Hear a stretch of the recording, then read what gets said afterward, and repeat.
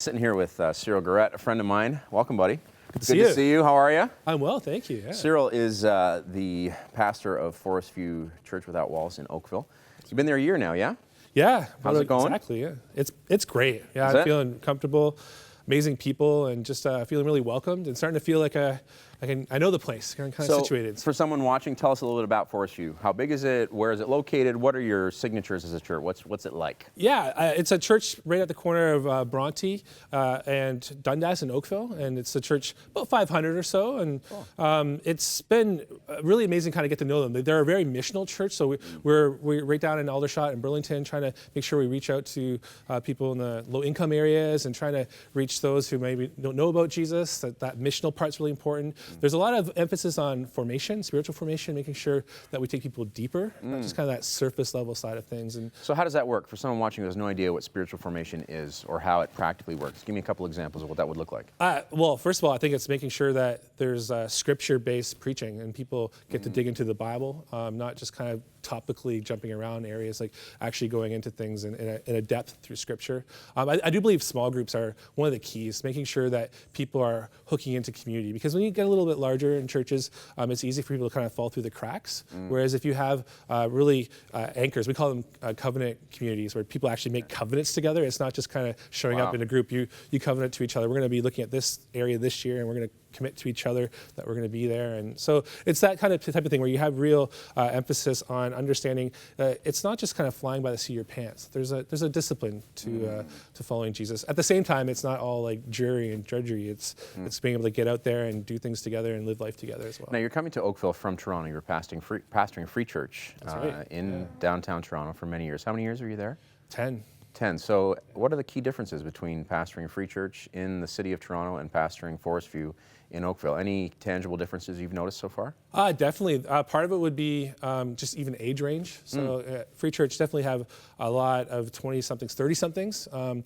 And then we started having more of the 40-somethings and 50-somethings coming in, but here it's a lot more intergenerational. So you have people of all generations, which it's a different world. Then you're learning how to, and I think that's great. I really enjoying that the family emphasis that we have at ForestView.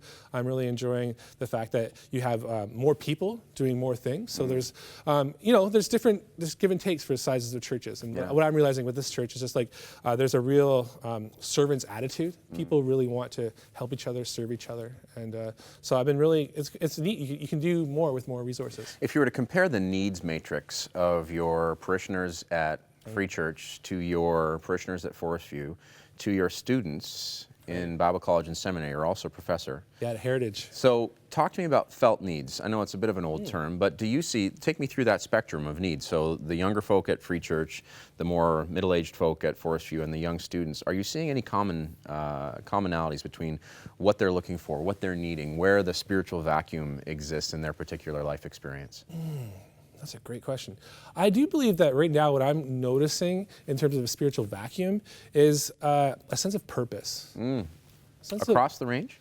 Yeah, I think what I've learning to start to minister to those who are in the 50s and above is kind of new to me, is that once the kids are out of the house and it's kind of like, now how do I serve God now? Before it was really easy to kind of jump in and try to minister to your family and try to make sure but what do you do now? And so we're trying to look at different ways of doing that. I think one of the things that we need is mentorship. I do think that's a place where those who are, it's kind of easy to slip out the back door. I was talking to someone in their 50s the other day. They're like, a lot of my generation is just kind of pulling back. And he said, Pastor, don't let them do that. And I was like, how do you help engage, right? You can't just say, you shouldn't back away. How do you help them engage? And so I think... You ask now what at 28, at 48, at 58, right? That now what question. So as a pastor, how do you speak into that?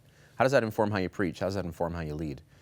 Are you actually doing practical things with that need in mind? Oh, definitely. Part of it is just like getting together with my leadership team, some of my staff, and we're just kind of dreaming about this. Like, what does it look like if you have a church where all the generations are interacting together and helping feed into each other? So I think one of that ways that we're seeing, we had this thing called Woven with the women's ministry, and we're seeing women across all the streams coming together.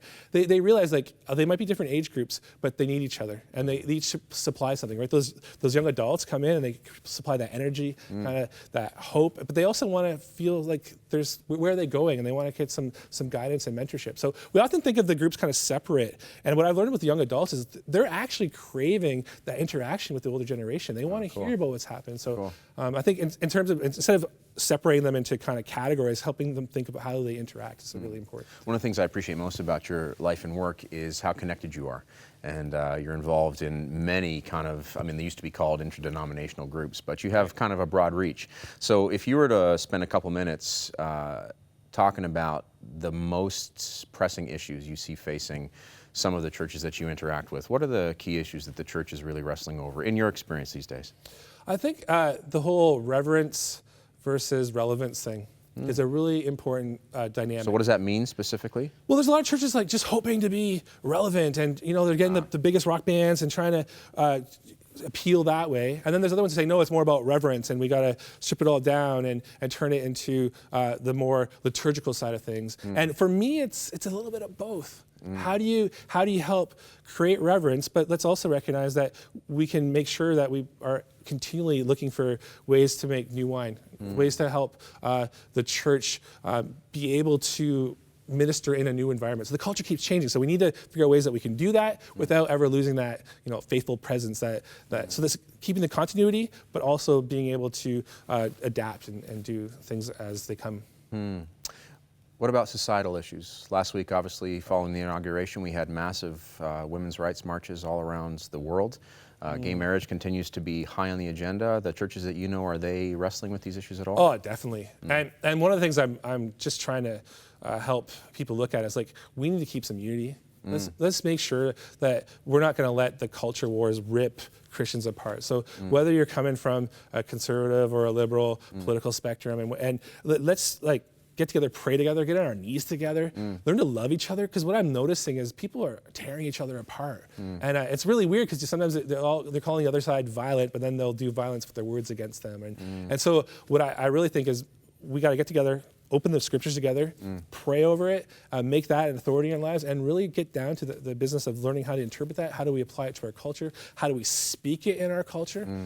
Because you're right, the division is rampant. And I think there's purposeful attacks at the church to kind of open those cracks up, right? So as Christians, getting together as brother and sister and learning to look each other in the eyes and say, we love Jesus first. And then let's try to figure out how we're going to interpret scripture to today. I love it. Cyril Guerette, pastor of ForestView Church Without Walls in Oakville. He's a great guy. If you live in Oakville and you're looking for a church, I highly recommend visiting Cyril at ForestView Church Without Walls.